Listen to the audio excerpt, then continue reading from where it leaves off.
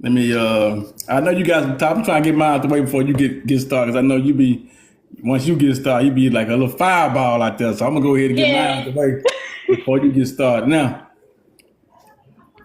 what was this about? Probably about last year or something like that. People was talking about Black history not being taught in schools in certain situations, in certain states. They were talking about taking Black history out of the curriculum, right? Hmm. And we had a lot of people, out there, protesting, fake, yeah, a lot of stuff, right? I posed the question: if something like Black history is so important, could you not teach it at home? We Not, have not. to teach I'm it at talking about home. not the whole thing, not the whole curriculum, not from when Plymouth Rock landed on us. You know what I'm saying? Until now, but if it was so important, do you even bring up Black history beside clapping at your child's speech? So again, I'm gonna speak from my own experience. So when I was coming up, my parents, mama, auntie, granny, everybody made me read. And they told me my history, especially my uncle coach. So they told me my history. So when I got into them classrooms where we were learning about the history, I was already, like, hold up, this ain't how that happened. Or when Right. I was reading such and such, they said it was like this. Well, why we worded it like that if it was really like this? So it was like I was already put on to it, and I realized that a lot of my other classmates, black or white, didn't really have all of that information. So then, I guess I never trusted the school to tell the truth in the first place. I never trusted them to give the whole, give the full information in the first place.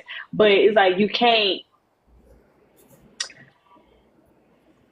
You would expect it to be taught at home, but then again, I'm telling you, my classmates, I'm sitting in the class with them. They didn't know, and they not paying attention even in the class. So when they have kids, who was gonna teach them if they didn't know and they wasn't paying attention? So you kind of depending on the school to do it, but I don't think that.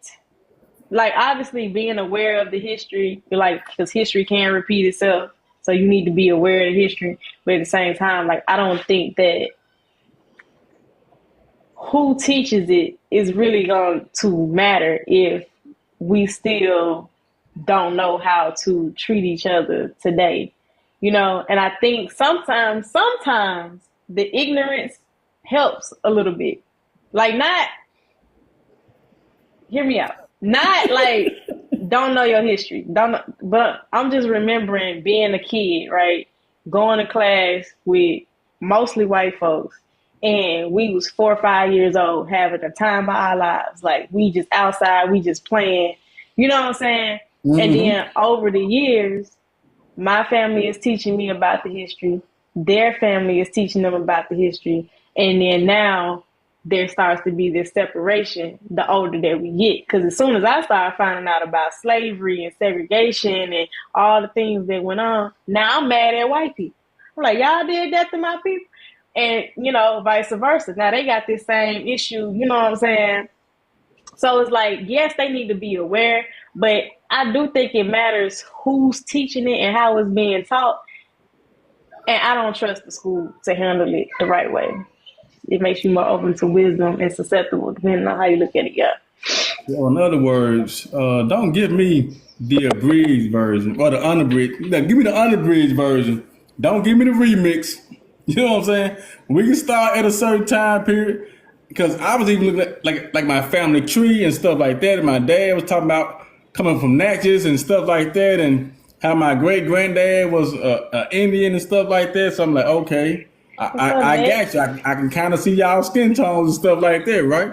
And so Mm-hmm. when we start talking about that history, which for those of you that didn't know, it's a movie about my ancestor called Prince Among Slaves. From What Natchez, that's it? Mississippi. From Natchez, Mississippi. That's my ancestor.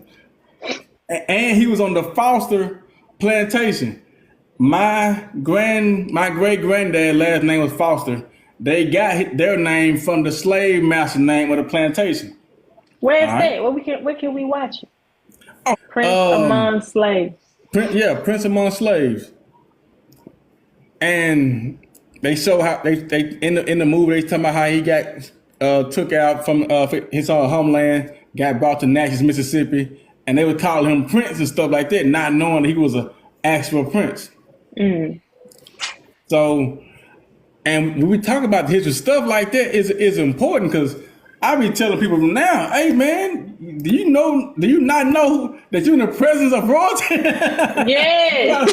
But I be kidding though, you know what I'm saying? And I be like, hey man, you in the presence of royalty, man. I ain't done it. But when we talking about, y'all know I be flip flopping sometimes. When we talk about your history and it being taught, and when I see this outrage over certain stuff, but I don't see outrage over other things, sometimes it kind of, I'm just like, are you just like got selective outrage?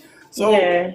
you're not mad about this, but because it's done by this person, you're not, but we're not Yeah. even doing it. I So think yeah, I think it was important that we know like, okay, what we capable of because the media will try to push out that like we violent and we dumb and we, a subpar inferior or something like that. So it is important that you know, that we weren't always like that. But at the same time, it's like, I just feel like the way it was delivered to me was on some, you better than fucking folks. Like, and my family would never cuss like that. Just the way I got it. But it wasn't I think it needs to be more informative, not slanted with any bias one way or the other. Because to me, that was a distraction from the point. You know what I'm yeah, saying? because go ahead, I didn't mean to cut y'all. No, go ahead. Yeah, because sometimes when, like you said, it's the delivery and how we putting it. Even though one of my favorite movies is the Mac, and in the Mac, once the Mac got out, he was a pimp and a drug dealer. He used drugs too, but his brother came in and started making the organization. And one of the lines that his brother said that we can be within America, but without America at the same time. Now, I'm not talking about the power grids and stuff like that. I'm talking more of the water and clean water. I'm talking about more of education. I'm talking about more of how we can use economics within our own groups and stuff like that. That's how I took it. But it depends on whoever watched. They get their own interpretation of it.